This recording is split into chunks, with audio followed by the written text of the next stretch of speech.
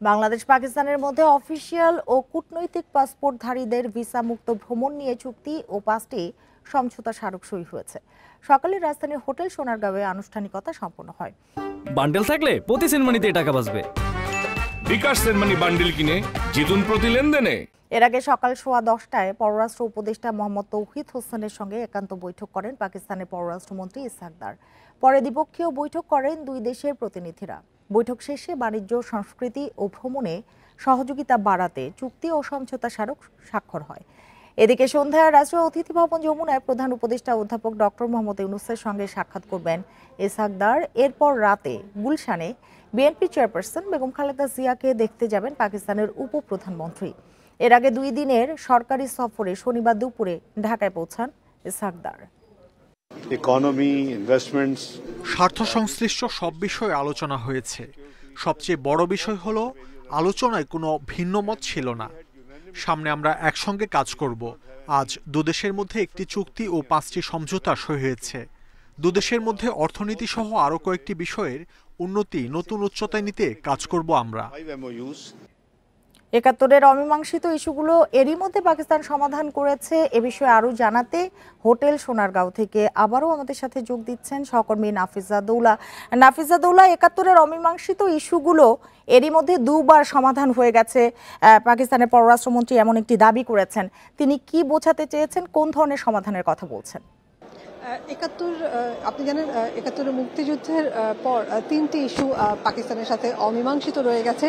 এর মধ্যে একটি হলো গণহত্যার জন্য আনুষ্ঠানিকভাবে পাকিস্তানকে ক্ষমা চাইতে বলা হচ্ছিল এবং সেটি কিন্তু এদেশের জনগণের একটি দাবি। তারপরে যেটি আছে, অখণ্ড পাকিস্তানের সময় বাংলাদেশের যে পাওনাটি আছে, বাংলাদেশের জন্য যেই ঋণগুলো এসছিল বা যেই আন্তর্জাতিক সহায়তা এসছে, সেই সহায়তা পাওনার টাকা সুদে আসলে বুঝিয়ে দেওয়ার একটি দাবি আছে এবং বাংলাদেশে যে আটকে পড়া পাকিস্তানিরা রয়ে গেছে তাদের ফেরত নেওয়ার বিষয়টি আছে।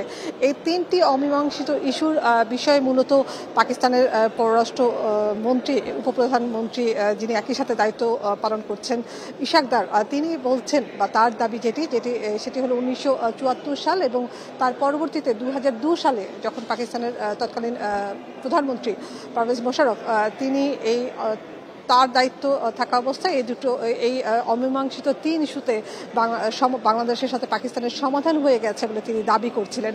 আমরা কিন্তু তার কাছে জানতে চাইছিলাম যে গণহত্যার জন্য আনুষ্ঠানিকভাবে ক্ষমা চাওয়ার যে ইস্যুটি আছে, বিষয়টি আছে পাকিস্তানের কাছে, সেটির বিষয়ে তার মনোভাব কি, সেই প্রশ্নের উত্তর কিন্তু তিনি এড়িয়ে গেছেন। তো বলা চলে যে 71-এর 3টি অমীমাংসিত ইস্যু নিয়েই তার এই বক্তব্য বা দাবি রয়েছে। ইতিমধ্যে যেই পাকিস্তানের পররাষ্ট্রমন্ত্রীর বা উপপ্রধানমন্ত্রীর বাংলাদেশ সফরকে ঘিরে বাংলাদেশের পক্ষ থেকে একটি নৈশভোজের, পররাষ্ট্র মন্ত্রণালয়ের পক্ষ থেকে একটি নৈশভোজের আয়োজন, মধ্যাহ্নভোজের আয়োজন করা হয়েছে। সেই মধ্যাহ্নভোজে আমরা দেখতে পাচ্ছি বেশ কয়েকজন উপদেষ্টা এসেছেন তাতে যোগ দেওয়ার জন্য। ইতিমধ্যেই বাংলাদেশের পররাষ্ট্র উপদেষ্টার পাশাপাশি জাতীয় নিরাপত্তা উপদেষ্টা, স্বরাষ্ট্র উপদেষ্টা, বাণিজ্য উপদেষ্টা আছেন এবং পাকিস্তানের সফররত বাণিজ্য মন্ত্রীও কিন্তু এই মধ্যাহ্নভোজে আছেন। তো মূলত বলা চলে যে পাকিস্তানের এই সফর ঘিরে পাকিস্তানের 2 মন্ত্রী যেটি বলতে চাইছেন, তাদের কথা হলো 71-এর যে ইস্যুগুলো আছে সেই ইস্যুগুলো সমাধান হয়ে গেছে, 2 দফায় সমাধান হয়ে গেছে। নাফিজা, আরেকটি বিষয়ে পররাষ্ট্র উপদেষ্টার সাথে বৈঠকে একটি চুক্তি ও 5টি সমঝোতা স্মারক সই হয়েছে, সেই ব্যাপারে একটু বিস্তারিত বলবেন। একটি চুক্তি এবং 5টি সমঝোতা স্মারক সই হয়েছে ঢাকা ইসলামাবাদের মধ্যে। তার মধ্যে রয়েছে বাংলাদেশ পাকিস্তানের অফিসিয়াল এবং কূটনৈতিক পাসপোর্টধারী যারা রয়েছেন তাদের ভিসা মুক্ত ভ্রমণ সংক্রান্ত একটি চুক্তি সই হয়েছে। 5টি MOU সই হয়েছে। তার মধ্যে রয়েছে বাংলাদেশ পাকিস্তানের মধ্যে বাণিজ্য সংক্রান্ত জয়েন্ট ওয়ার্কিং গ্রুপ গঠন। একই সাথে বাংলাদেশ পাকিস্তানের ফরেন সার্ভিস একাডেমির মধ্যে সহযোগিতা বিনিময়, তথ্য এবং সাংস্কৃতিক বিনিময়ের জন্য 2টি আলাদা MOU সই হয়েছে। এবং আমরা পরবর্তীতে কিন্তু এই মধ্যাহ্নভোজের পরে আমাদের বাংলাদেশের পক্ষ থেকে পররাষ্ট্র উপদেষ্টা তিনি ফরেন সার্ভিস একাডেমিতে ব্রিফ করবেন এই আলোচনার সম্পর্কে। বাংলাদেশের যে মতামত আছে, বাংলাদেশের যে বিবৃতি আছে, সেটি মূলত তিনি সাংবাদিকদের সামনে তুলে ধরবেন। নাফিজা দৌলা, আপনাকে অনেক ধন্যবাদ আমাদের সাথে যোগ দেওয়ার জন্য।